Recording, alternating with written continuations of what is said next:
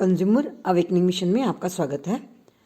आज के दौर में हेल्थ इमरजेंसी के इस टाइम में सरकमस्टांसेस और सिचुएशंस को देखते हुए भारत सरकार ने एक ऑर्डिनेंस इशू किया है। ये मूल रूप से एपिडेमिक डिजीजेस एक्ट ऑफ 1897 का जो कानून था उसमें अमेंडमेंट किया गया है और जिसमें डॉक्टर्स को, हेल्थ केयर वर्कर्स को, नर्सिस को, पैरामेडिकल स्टाफ को एक तरह से सुरक्षा दी गई है कि जब वे ट्रीटमेंट करते हैं पेशेंट का तो पेशेंट या कोई भी आउटसाइडर्स उस पर किसी तरह का अटैक ना कर सकें।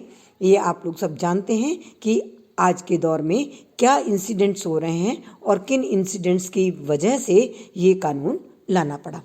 तो फ्रेंड्स, आज हम आपको बताएंगे इसके मेन फीचर्स, इस ऑर्डिनेंस को लाकर इस एपिडेमिक डिजीजेस एक्ट 1897 में क्या चीज़ें जोड़ी गई हैं जो आज इसको नया स्वरूप दे रही हैं। पहला था, हेल्थ केयर वर्कर्स पर यदि असॉल्ट किया जाए, उन पर कोई हमला किया जाए तो उसको अब cognizable and non bailable offence माना जाएगा और इसका प्रोब किया जाएगा, जिसके लिए समय सीमा तय की गई है। 30 दिन के अंदर अंदर उसका प्रोब कंप्लीट होना चाहिए और इस जुडिशियल प्रोसेस को अंततः 1 साल के अंदर अंदर समाप्त होना चाहिए। ये एक बहुत ही महत्वपूर्ण पॉइंट है, क्योंकि जिस तरह से हरास किए जा रहे थे health workers, doctors, nurses etcetera, और जिस तरह से उनके काम में बाधा डाली जा रही थी, उसके लिए उनकी लाइफ के प्रोटेक्शन के लिए ये बहुत ही महत्वपूर्ण पॉइंट है। अब दूसरा पॉइंट है कि यदि इस तरह की प्रोब में वो कन्विक्ट होता है, अटैक करने वाले अटैकर्स कन्विक्ट होते हैं, तो उनको 3 महीने से लेकर 5 साल तक की सज़ा हो सकती है और 50,000 से लेकर 2 लाख तक का फाइन हो सकता है। और इसके साथ में ये भी कहा गया है कि बहुत ही ग्रीवियस इंजरीज यदि हो जाती है तो इन दैट केस 6 महीने से लेकर 7 साल तक की सज़ा और 1 लाख से लेकर 5 लाख तक का फाइन होगा।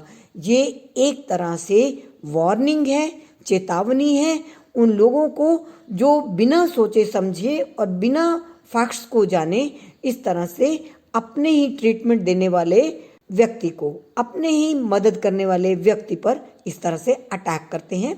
निश्चित रूप से ये दुर्भावनापूर्ण है या नहीं, ये तो हम नहीं कह सकते।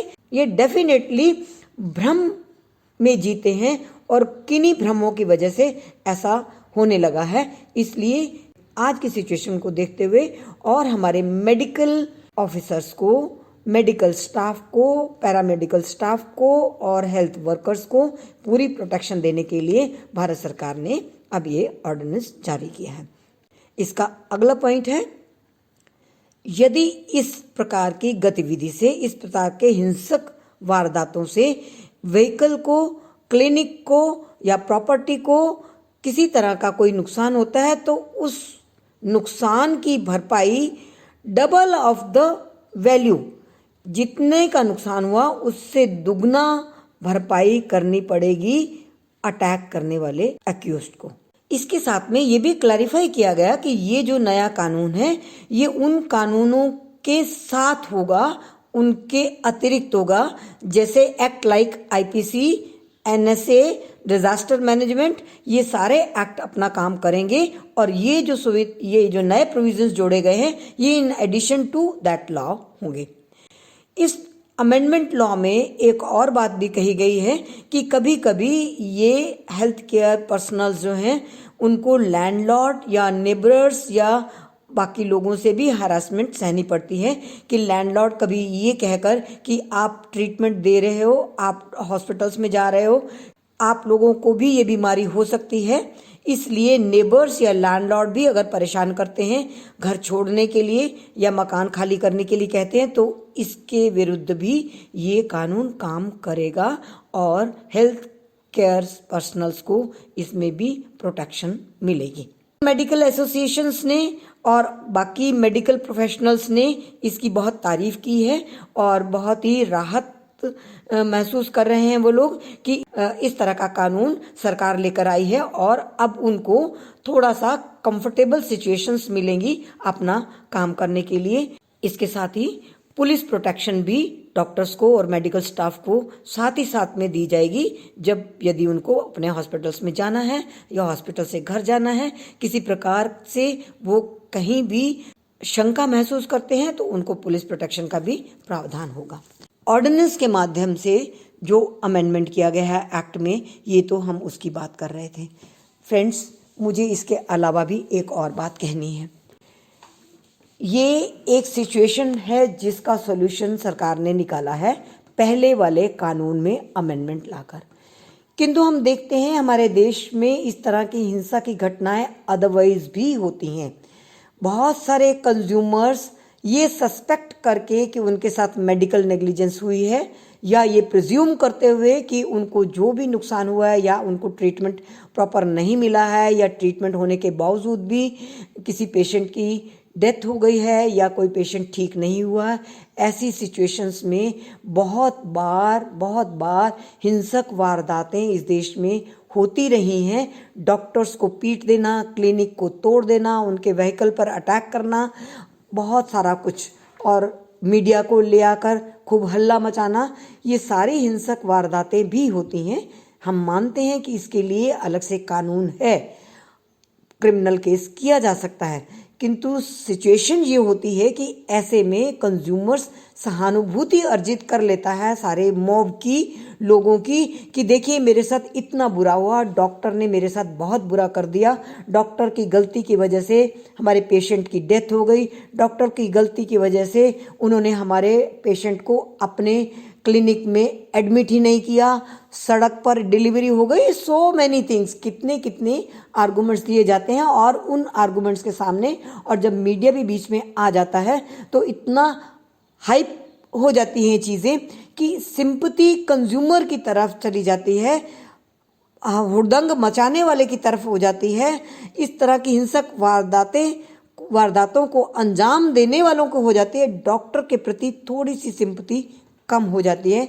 हालांकि हम आपको बता दें, इस तरह के केसेस में सबसे ज़्यादा नुकसान कंज्यूमर्स को होता है। मेरा ये कहने का जो मंतव्य है वो ये है कि मैं आज भी ये बात कहकर कंज्यूमर का ही भला चाहती हूँ, क्योंकि कंज्यूमर्स अपना नुकसान कर लेते हैं।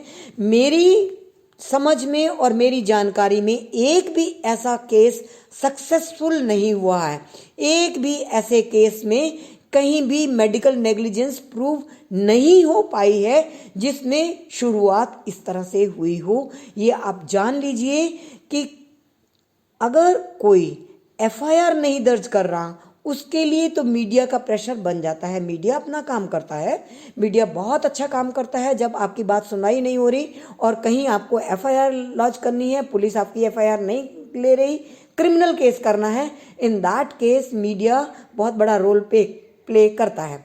किंतु फ्रेंड्स, यहाँ पर हम बात मेडिकल नेग्लिजेंस की कर रहे हैं, जिसमें आपको कंज्यूमर कोर्ट में जाकर अपना केस दायर करना है।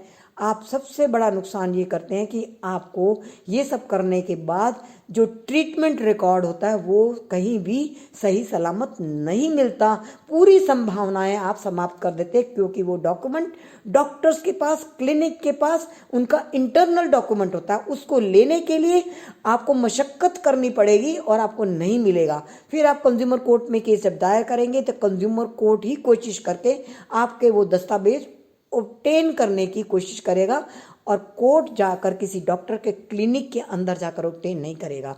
जो डॉक्टर्स हमें डॉक्यूमेंट्स देंगे कोर्ट को, उसी डॉक्यूमेंट्स को जांचा जाएगा। तो सबसे बड़ा नुकसान आपने ये कर दिया। दूसरी बात, आपको कौन मना कर रहा है कंज्यूमर कोर्ट में जाने के लिए?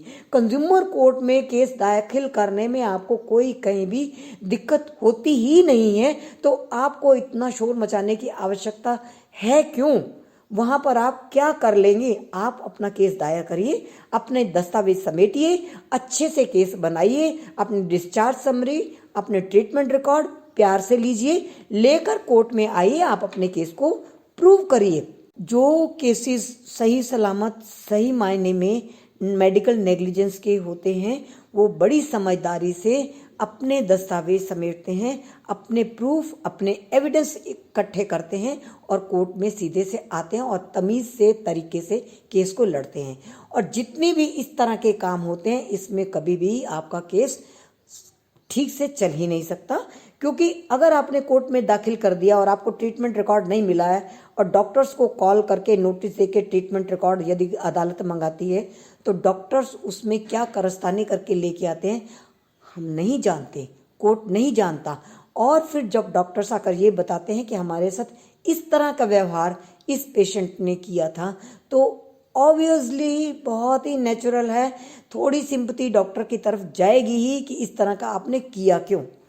तो फ्रेंड्स, पहली बात तो मेरा पहला संदेश तो कंज्यूमर्स को है, आप इस तरह से मत करिए। दूसरा मेरा ये अनुरोध सरकार से भी है कि इस तरह का कानून अलग से भी बन सकता है, अमेंडमेंट कहीं भी किस भी तरह से किसी भी एक्ट में हो सकती हो तो किया जाना चाहिए, ताकि इससे उपभोक्ताओं को भी भला हो, उपभोक्ताओं को भी पता चले कि अगर वो ऐसा करेंगे तो एक तो वो क्रिमिनल ऑफेंस में इंडल्ज होंगे और दूसरा उनका अपना केस भी खराब होगा। जब उनके ऊपर कोई एलिगेशन लगेगा और उसी इशू को लेकर जब वो अदालत में आएंगे तो उसका केस कमज़ोर होगा ही। तो ये भी एक बहुत बड़ी आवश्यकता है। इंडियन मेडिकल एसोसिएशन और बाकी मेडिकल एसोसिएशंस ने इसकी तारीफ की है इस ऑर्डिनेंस की, किंतु उन्होंने हल्के से ये भी कहा है कि ऐसा कानून होना चाहिए। मैंने एक वीडियो पहले भी यूट्यूब पे अपलोड किया है, doctors have the right to live with dignity under article 21 of our constitution. इसको भी आप अवश्य देख लें। इसी तर्ज पर मैंने ये बनाया था, ये अलग कंटेक्स्ट में था, किंतु आज जब ये ऑर्डिनेंस आया तो मैंने ज़रूर सोचा कि मुझे अपनी ये बात भी आम जनता से, सरकार से और कंज्यूमर से करने की आवश्यकता है। Thank you very much. Thank you. हमारे चैनल को सब्सक्राइब कर लीजिए, हमारे वीडियोस को अधिक से अधिक शेयर करिए, पसंद हो तो लाइक करिए। हम फिर मिलेंगे इसी प्रकार के एक नए इशू के साथ। थैंक्स।